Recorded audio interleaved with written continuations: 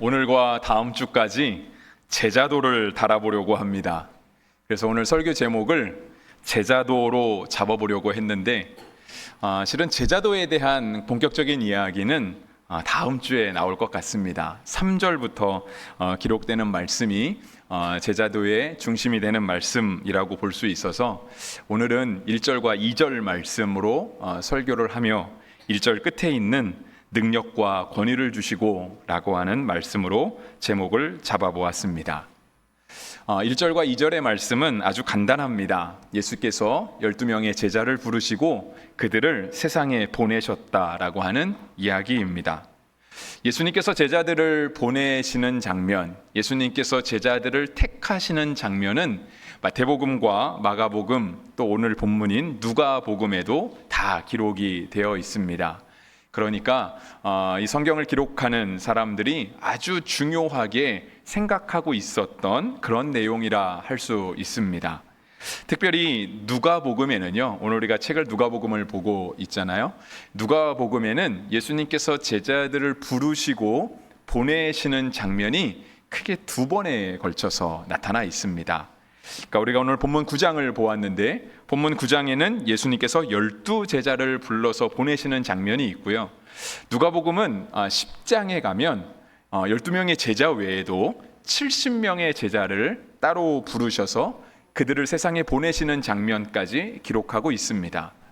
그러니까 누가복음은 예수님께서 제자를 부르시고 보내시는 장면을 조금 더 중요하게 여기고 있다라고 생각할 수 있습니다.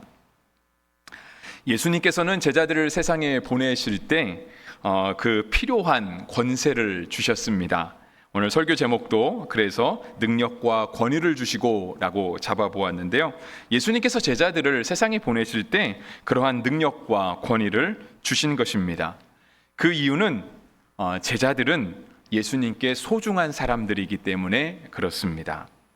예수님은 제자들을 아주 귀하게 뽑으셨습니다. 예수님께서 제자들을 뽑으실 때 그냥 너가 했으면 좋겠다, 마침 너가 그 자리에 있으니 너가 했으면 좋겠다, 이렇게 그냥 임의로 뽑으신 것이 아닙니다. 우리가 예전에도 한번 살펴보았는데요. 누가복음 4장 12절을 보시면 이렇게 말씀하십니다. 때에 예수께서 기도하시러 산으로 가사 밤이 새도록 하나님께 기도하시고 되어 있습니다. 예수님께서 제자들을 뽑으실 때요, 산에 따로 가셨고요. 그 산에서 기도하신 다음에 뽑으셨는데 얼만큼 기도하셨냐면 밤새 기도하고 뽑으셨어요. 그러니까 그 산에서 그 추웠을 수도 있고 더우셨을 수도 있고 불편한 자리잖아요. 그러한 자리에서 밤새 기도하시고 뽑으신 사람들이 바로 예수님의 12제자였습니다. 그래서 예수님은 이렇게 제자들을 아주 귀하게 뽑으셨기 때문에 그들을 향해서 특별한 별칭도 주셨습니다. 그것이 이어지는 누가복음 4장 13절에 나와 있는데요. 밝음에 그 제자들을 부르사 그 중에서 12를 택하여 사도라 칭하셨으니, 그러니까 이제 밤새 기도하시고요, 날이 밝으니까 그 뽑아놓으신 12명의 사람들을 특별히 사도라고 부르셨습니다. 우리가 누가복음은 이렇게 이어서 나오는 책이 물론 이 성경의 기록의 순서에 의하면 이제 요한복음이 나옵니다. 이렇게 복음서가 4권이 먼저 딱 앞에 붙여 있죠. 그리고 나서 나온 성경이 사도행전입니다. 그러니까 사도들의 행적을 우리가 전해주는 책이죠. 예수님은 밤새 뽑으신 아주 귀한 제자들, 정말 주님께 특별한 사람들, 이러한 사람들을 사도라고 부르셨어요. 그리고 사도들의 행적이 사도행전 안에 기록이 되어 있습니다. 그런데 보면 사도행전 안에도 그렇고요, 오늘 우리가 제자라고 하는 용어를 쓸 때도 그렇고 꼭 예수님의 12명의 사람들만을 한정지어서 제자라고는 잘 부르지 않습니다. 물론 이렇게 첫 번째 의미는 예수님의 제자 하면 예수님이 직접 뽑으신 12명입니다. 밤새 기도하시고 밝음에 사도라 칭하신 사람들. 그런데 이제 우리는 이렇게 신앙생활 하면서 우리도 예배드리고 신앙의 훈련들을 받잖아요. 근데 이제 우리가 그런 것들을 받을 때 제자 훈련 받는다라고 이야기를 합니다. 그러니까 물론 예수님의 사도 가운데는 들어가지 않지만 우리도 다 예수님의 제자라고 생각하고 있는 것이죠. 그래서 12명의 제자들이 예수님께 정말 귀중한 사람들이었던 것처럼 정말 능력과 권위를 주실 만큼 그들이 예수님께 특별한 사람들이었던 것처럼 오늘 하나님 앞에 예배하는 우리 모두도 다 하나님 앞에 그렇게 특별한 사람인 줄을 믿습니다. 우리 한 사람 한 사람은 굉장히 소중한 사람입니다. 일단은 서로 얼굴을 봐도요, 똑같은 사람이 하나도 없잖아요. 하나님이 우리를 지으실 때 그 누구도 똑같이 지으지 않으셨어요. 하나님이 특별히 신경 쓰시는 거죠. 각 사람마다. 근데 우리나라 사람만 있는 게 아니잖아요. 지구에 얼마나 많은 사람들이 있어요. 그들을 다 지으실 때마다. 그들 뿐인가요? 동물도 그렇지 않나요? 동물을 그렇게 제가 유심히 본 것은 아니지만 물론 저는 동물들은 다 좋아합니다. 개, 고양이 다 좋아하는데요. 봐도 비슷하긴 생겼지만 정말 똑같냐? 라고 할 땐 다릅니다. 다르잖아요. 무늬도 다르고 색깔도 다르고 주님이 다 특별하게 지으신 거죠. 근데 그 중에 사람은 하나님이 얼마나 더 특별하게 지으셨겠습니까? 이것이 잘 와닿지 않으시거든요. 여러분 우리 그 전도 대상자들을 한번 생각해 보시면 돼요. 우리가 이제 신앙생활하면서 간혹가다 전도를 하잖아요. 그래서 이 사람 꼭 교회 나오면 좋겠다. 그것이 우리 가족일 수도 있고 아니면 친구일 수도 있고 직장 동료일 수도 있고. 근데 이제 우리가 그 사람을 전도하겠다고 마음 먹을 때 이 사람에게 좀 잘해주려고 하잖아요. 좀 밥도 좀 사주려고 하고 커피도 사주고 어떻게든 잘 보여서 교회 한번 오라고 이렇게 꼭 이렇게 권면하잖아요.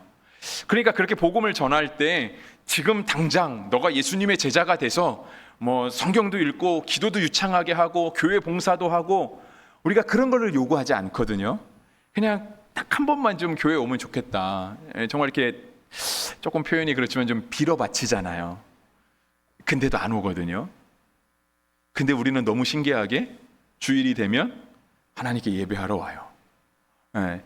그리고 오늘 예배를 위해서 어제부터 준비하신 분도 있고 그 전부터 준비하신 분도 있고 정말 예배를 드리기 위해서 우리는 너무나 우리 마음이 자연스럽게 우러나오는 거죠. 근데 여러분 생각해 보시면 아무나 하나님을 예배할 수 있는 건 아니거든요. 우리가 그렇게 정말 정성을 쏟는 사람들, 열과 성을 다해서 빌어바치는 사람들 그래도 한 번 교회에 오지 않는데 우리가 오늘 하나님을 예배할 수 있다라고 하는 이 사실은요, 정말 주님이 우리를 얼마나 사랑하시는가, 정말 우리 주님께서 우리를 얼마나 귀하게 택하셨는가를 보여주는 증거입니다. 그래서 여러분 우리 함께 예배드리는 한 사람 한 사람이요 굉장히 소중한 사람들이에요. 물론 예배 드리시는 분들 가운데 신앙이 깊으신 분도 있고 또 그렇지 않은 분도 있어요. 이제 막 믿기 시작하신 분도 있고 오랫동안 믿으신 분도 있어요. 근데 신앙이 깊지 않거나 이제 막 믿기 시작한 분들은요 이렇게 예배 드리는 모습이 오랫동안 예배를 드려오신 분들과는 사뭇 다를 수 있습니다. 그런데 뭘 하시면 안 돼요. 왜냐면 한 사람 한 사람이 다 귀하거든요. 주무셔도 괜찮아요. 한 사람 한 사람이 다 귀하거든요. 교회 와서 자는 것도 은혜 아니겠습니까? 그러니까 한 사람 한 사람이요 다 우리는 주님 앞에 그러한 사람들이에요. 특별히 아이들을 생각해 보면 더 그래요. 우리 지금 밑에서 위에서 아이들 예배 드릴 텐데 그들이 우리처럼 이렇게 조용하게 아주 경건한 분위기에서 예배 드릴까요? 아니죠. 정신없죠. 막 선생님이 하나씩 안고 예배 드리고 가서 주의 주고 그래도 언제 내가 주의를 받았냐는 듯이 막 천진난만하게 예배 드리고, 특히 우리 또 중고등부는 그렇잖아요. 이렇게 아무리 불러도 대답하지 않는 세대잖아요. 여러분처럼 웃어주시는 거 너무 감사한 거예요. 웃지도 않아요. 근데도 교회 오거든요. 근데도 예배하겠다고. 내가 교회 다니는, 내가 예수님 믿는 사람이라고. 진짜 귀한 사람들이죠. 그래서 이렇게 귀한 사람들에게도 주님께서 특별한 별칭을 주셨습니다. 바로 성도라고 하는 별칭입니다. 저는 이 성도라고 하는 말이 참 좋습니다.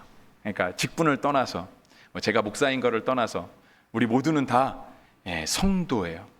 한자를 그대로 해석하면 거룩한 무리들입니다. 거룩할 성자에 무리도자를 쓰거든요. 하나님 앞에 거룩하게 살아가는 사람들이라고 하는 거예요.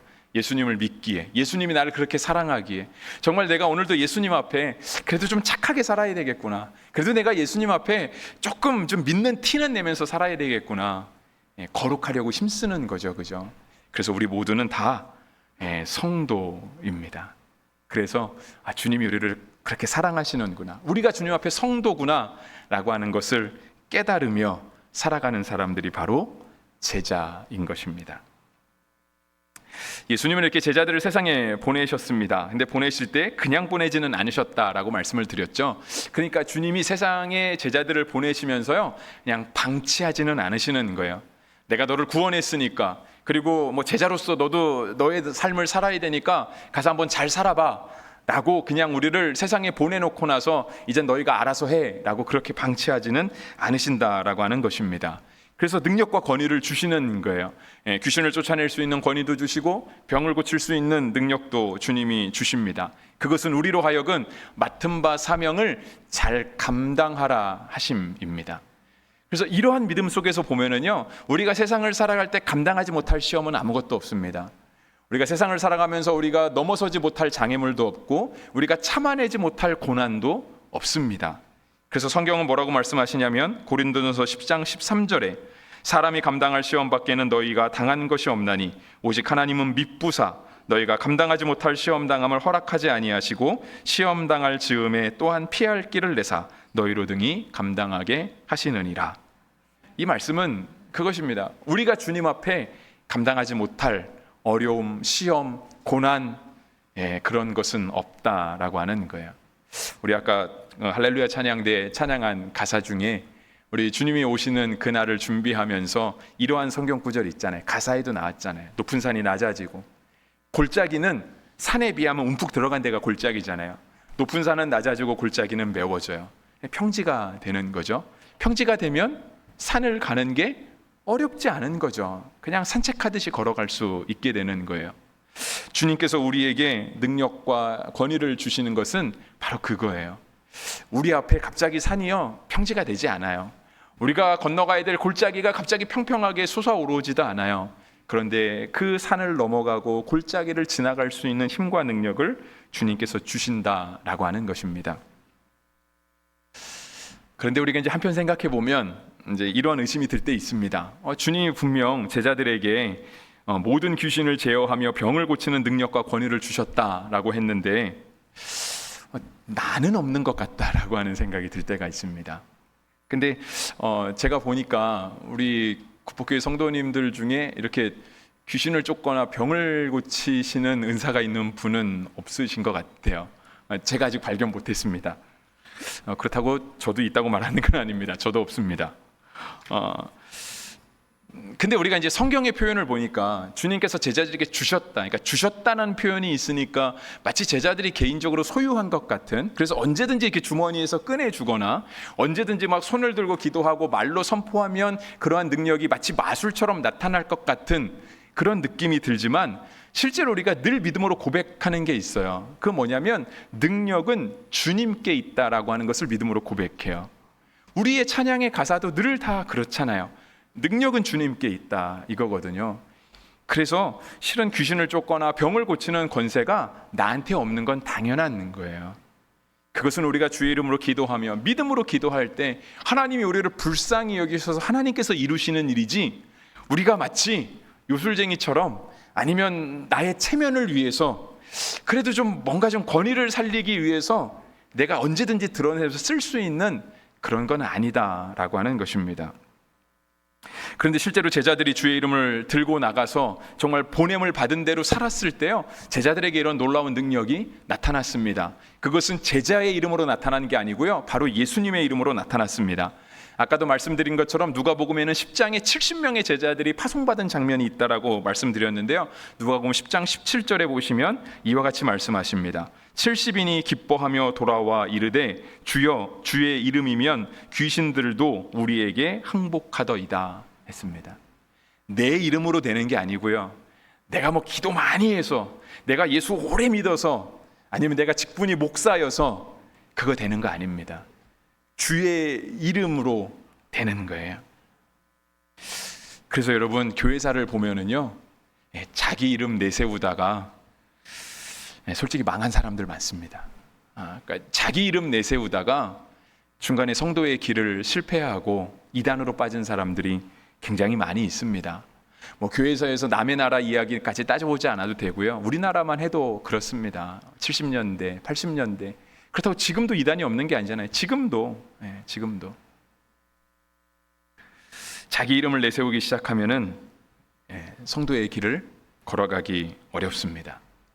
근데 우리가 꼭 이렇게 막 귀신을 내쫓거나 이렇게 병을 고칠 때만 자기 이름이 내세워지는 것은 아닙니다. 근데 우리 가운데 자꾸 이러한 이렇게 습성이라고 할까요? 그런 게 있어요. 좀 내 이름을 좀 내고 싶은. 그러니까 뭔가 좀 주보에도 좀 내 이름을 좀 실어야 될 것 같고, 무슨 일을 할 때 그래도 좀 내가 했다는 걸 누군가 좀 알아주면 좋겠다라고 하는 그런 마음이 들 때가 있습니다. 제가 보니까요, 제 목회 경험에 의해서 보면은 연합회 일을 가면 그런 일들이 조금 더 있는 것 같아요.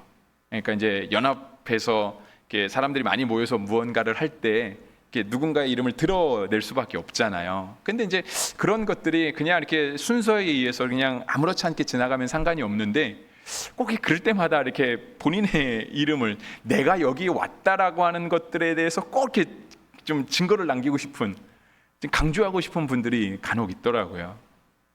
근데 그것이 꼭 주님의 이름을 드러내기 위한 것은 아니잖아요. 그러니까 예를 들어 생각해 보세요. 제자들이 나가서 귀신을 내쫓았어요. 병을 내쫓았어요. 그것을 베드로가 하고 요한이 하고 야고보가 하고 심지어 가룟 유다가 하고, 심지어 가룟 유다도 권위를 받거든요. 가룟 유다에게도 귀신을 제어하며 병을 고치는 능력은 예수님이 주셨습니다. 근데 그들이 나가서 그렇게 병을 고칠 때마다 내가 한 거야 라고 말한다고 한다면, 그들이 올바로 제자의 삶을 살아가고 있는 것은 아니겠죠. 그죠?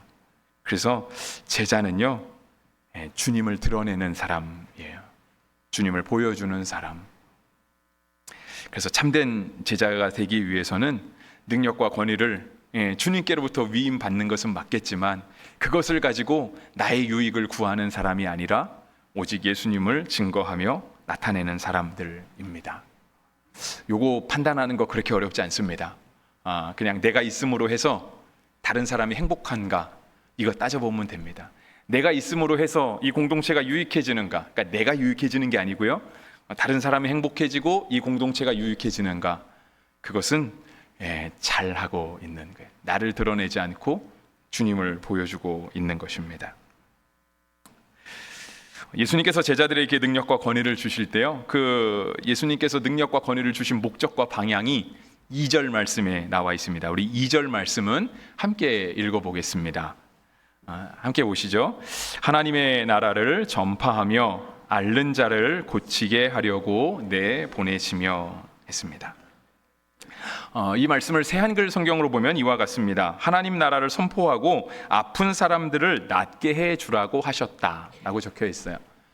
예수님께서 제자들을 택하신 이유, 또 그들을 세상에 보내시는 이유, 그런데 그냥 보내지 않고 그들에게 능력과 권위를 주시며 보내신 이유는요, 그 주님이 주신 능력과 권위가 나를 위해서가 아니라 타인을 위해서, 나의 유익을 위해서가 아니라 타인을 위해서 쓰게 하기 위해서 주님이 주신 것입니다. 우리가 이것을 잘 지키지 않으면요, 잘못 사용하는 겁니다. 우리가 무언가를 내가 가졌을 때 잘못 사용하는 것만큼 위험한 게 없잖아요. 우리가 이제 아이들을 들여다보면, 아이들 어렸을 때 이렇게 소꿉놀이 같은 거 하잖아요. 그래서 이렇게 아이들 장난감을 보면 이렇게 뭐 주방놀이 세트 그런 거 있지 않습니까? 그래서 뭐 무도 자르고 양파도 자르고 플라스틱 장난감 칼을 가지고요. 그리고 또 조금 아이들 하면 이렇게 주방놀이 세트를 사주기도 하잖아요. 뭐 물 넣으면 물도 나오고 하는 그런 거. 근데 우리 아이들이 그걸 너무 잘한다고 해서 우리가 그런 아이들에게 이렇게 주방을 차려주지는 않잖아요. 뭐 칼도 주지 않고요. 왜냐하면 다칠 수 있기 때문이죠. 다친다라고 하는 것은 아이들이 그 물건을 잘못 사용한다라고 하는 거잖아요. 그러니까 잘못 사용하면 진짜 위험한 거예요. 근데 똑같은 원리로 우리 아이들만 물건을 잘못 사용하는 게 아니고 우리 어른들도 그럴 수 있다라고 하는 겁니다. 성경이 얘기하는 것은 바로 무엇이냐면, 우리가 주님께로부터 받은 것, 정말 주님이 우리를 그렇게 귀하게 여기시고 사랑하셔서 우리에게 은혜를 주셨는데 그거를 가지고 나의 유익을 구하는 것, 그거는 마치 어린아이들이 칼을 갖고 잘못 사용하는 것과 같은 주님이 주신 능력과 권위를 오용하는 겁니다. 그러면 그죠, 큰 일이 나는 거죠. 큰 일이 나는 거예요. 그 능력과 권위를 주신 주님의 뜻도 제대로 이해한 것이 아니고요, 그 주님을 드러내는 것도 아닙니다.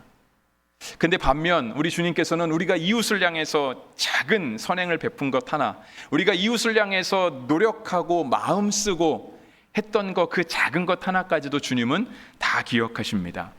마태복음 25장에 보면 양과 염소의 비유가 나오는데요, 우리 주님께서 택하시고 양으로 분류하신 정말 하나님 나라에 들어갈 사람들에 대해서 마태복음 25장 40절에서는 이렇게 말씀하십니다.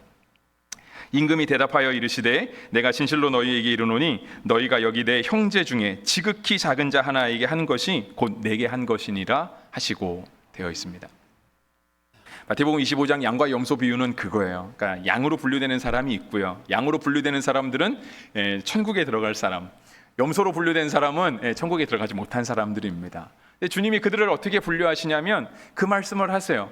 너희가 내가 먹지 못할 때 너희가 와서 먹을 것을 주었고, 내가 입지 못했을 때 너희가 와서 입을 것을 주었고, 내가 옥에 갇혀 있으면 너희가 와서 나를 위로하고 나와 함께 해주었다라고 하는 얘기를 해요. 그러니까 이 양에 해당하는 사람이 얘기하죠. 우리가 언제 주님 만났습니까? 우리는 주님을 본 적이 없습니다. 주님이 못 드시고 계신 것도 못 봤고, 주님이 못 입고 계신 것도 못 봤고, 심지어 주님이 감옥에 갇히신 건 본 적이 없습니다. 그랬더니 예수님이 하신 말씀이 바로 이 말씀인 거예요. 지극히 작은 자 하나, 여기 있는 내 형제 중에 지극히 작은 자 하나에게 한 것이 곧 내게 한 것이다 라고 주님이 여겨주시는 거예요. 그래서 우리가 주님께 받은 권세, 권위, 능력, 이것은 나를 위해서 쓰는 것이 아니고요, 타인을 위해서 쓰는 것입니다. 그래서 제자는 내가 받은 것을 다른 사람을 위해 사용하는 사람, 그 사람이 바로 제자입니다. 말씀 마무리하려고 합니다. 예수님께서 제자들을 뽑으셨습니다. 12명을 뽑으시고요, 특별히 사도라 부르셨습니다. 오늘 우리 예배하는 우리 모두도 주님께서 오셔서 구원하시고 성도라고 하는 이름을 주셨습니다. 근데 예수님께서 제자들을 부르실 때요, 예수님이 제자를 부르시는 이유는 예수님이 이 땅에 안 계실 때, 그러니까 예수님이 십자가에 달려 돌아가시잖아요. 그리고 부활하시죠. 그리고 한 40일을 계시다가 다시 하늘로 올라가셨습니다. 그러니까 우리 눈에 볼 때 예수님이 이 땅에 부재하신 거, 안 계시는 거잖아요. 그러면 누군가는 남아서 예수님이 십자가를 지셨다라고 하는 사실을 말해야 되지 않겠습니까? 누군가는 남아서 예수님이 부활하셨다라는 사실, 그분이 지금 이 땅에 왜 없냐면 그분은 지금 하나님 옆에 계셔, 승천하셨어라고 하는 이 사실을 누군가는 얘기해 주어야 되잖아요. 그래서 예수님께서 제자들을 뽑으시는 거예요. 그래서 요한복음 17장에서 예수님의 기도가 이렇게 기록되어 있어요. 내가 비옵는 것은 그들을 세상에서 데려가시기를 위함이 아니요 다만 악에 빠지지 않게 보존하시기를 위함이니이다 되어 있습니다. 주님께서 우리를 구원하신 이유는요, 너 이제 예수 믿으니까 이제 천국 가서 살자, 그거 아닙니다. 예수님께서 우리에게 하나님을 예배하게 하시고 교회 다니게 하시는 이유는 교회 다님과 동시에, 또는 세례를 받은과 동시에 우리가 이 땅의 삶을 다 마무리하고 이제 천국 가서 살자, 이렇게 하시기 위한 목적은 아니었다라고 하는 거예요. 주님께서 우리를 보내신 목적은 이 땅에 남겨두시기 위해서, 남겨두신 이유는 주님을 보여주기 위해서. 근데 주님을 어떻게 보여주는가? 지극히 작은 자 하나에게 작은 선행, 그들을 위해서 마음을 써주고 그들과 함께 있다라고 하는 것을 보여주는 거예요. 그러면 실제로 우리가 드러날 것 같지만, 우리가 나타날 것 같지만 실제로 그것을 주님께 한 것이라고 주님이 여겨주시고요, 우리의 모습을 통해서 사람들은 예수님을 보게 될 것입니다. 그러니까 그거죠. 누군가가 저를 봐요. 저를 보는데 저를 보는 게 아니라 다른 사람이 생각나는 거예요. 그렇다라고 한다면 제가 그 사람과 함께 있는 거겠죠, 그죠? 아주 가깝고 함께 살아가는 사람 아니겠습니까? 내가 누군가를 봤을 때 물론 그 사람도 생각나지만 또 다른 사람이 생각난다는 것은요, 이 둘이 함께 있다라고 하는 뜻이에요. 우리가 대림절 둘째 주간을 보내고 있습니다. 대림절은 주님의 오심을 기다리는 시간이에요. 그런데 주님이 이 땅에 오실 때 주님이 우리에게 하신 말씀이 있어요. 바로 임마누엘이라고 하는, 내가 너희와 함께 하겠다라고 하는 뜻이거든요. 우리가 오늘 우리의 삶을 통해서 주님을 보여준다라고 한다면 세상 사람들이 저 사람은 예수님과 함께 하는 사람이구나 라고 하는 것을 알게 될 거예요. 그래서 진짜 참된 제자도는 무엇이냐면 주님과 함께하는 겁니다. 우리가 마태복음 1장 23절 읽고요, 기도하도록 하겠습니다. 우리 마태복음 1장 23절 같이 한번 읽어보겠습니다. 보라, 처녀가 잉태하여 아들을 낳을 것이요 그의 이름은 임마누엘이라 하리라 하셨으니 이를 번역한즉 하나님이 우리와 함께 계시다 함이라. 아멘. 기도하겠습니다.